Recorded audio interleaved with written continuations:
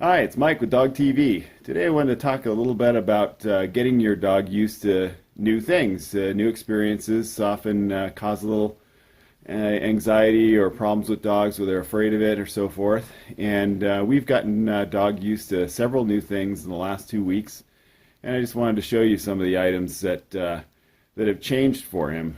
First of all, if you look down here, hopefully I'm pointing the camera the right way, you can see this is a safety harness for the car. He was sleeping, on the floor in the front, which is pretty safe because in an accident, he's right up against the firewall. But the problem is as he grew, he took up all of Andre's leg space, and we had to move him to the back seat where he could fly around and become airborne. So now he gets seat belted in with his safety harness.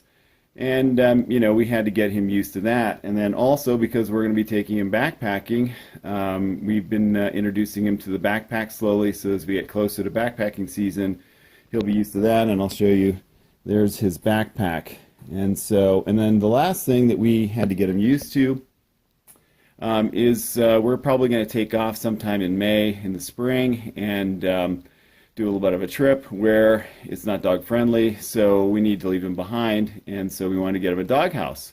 And a lot of dogs, when you get them a doghouse, they don't want to go in there. They're afraid of it. It's dark, it concerns them, and so forth. So we bought him a doghouse, and I had to get him acquainted with that, just like I did with the harness or the backpack. And so I'll show you what he was sleeping in. Is this kennel here, sitting on the bed, and it had a pad in the bottom. And you can actually see through the sides. It's got mesh, and he really liked it. That's what he was used to. And what we did is we bought him one of these igloo units, which you'll see right down here on the floor. Now that's normally where his little kennel was sitting, the red kennel I just showed you. And he sleeps right next to the bed, and that way if he has to go, he can wake me up really easy. Well, of course, by the time we got this massive box in the house and bumbling it around, and he was all, wondering what it was, and we opened it, and the sides fell down, and out comes this plastic box. He was very curious, but unsure. And so one of the most important things you need to do to get your dog used to new items is he needs to trust you. He needs to trust that you're never trying to harm him and that he can rely on you, and that's something that we've been working with him since he was, first brought home at 8 weeks.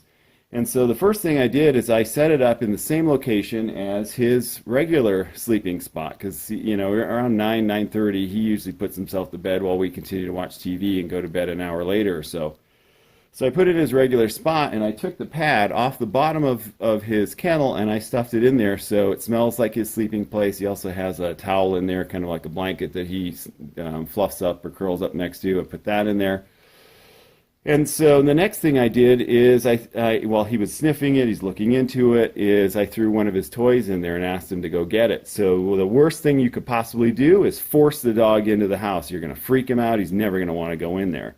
So I threw a toy in there. I asked him to go get it. He didn't want to go in there. He sniffed it. He looked. And then finally, while keeping his back legs out of the house, he crawled in with his front legs, all the way stretching like crazy to the point where his belly was almost against the floor, and he grabbed the toy and brought it back out.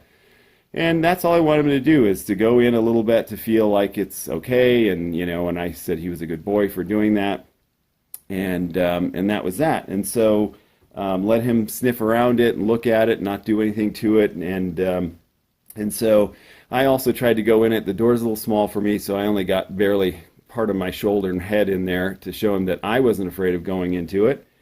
And then, we just kind of let it sit there. And in the evening, I went to bed like I normally went to bed. And so, he looked at me and sitting next to the side of the bed, and he looked in the house and really wasn't sure if he wanted to go in there. So I took one of his toys that was laying next to the bed and I tossed it in there.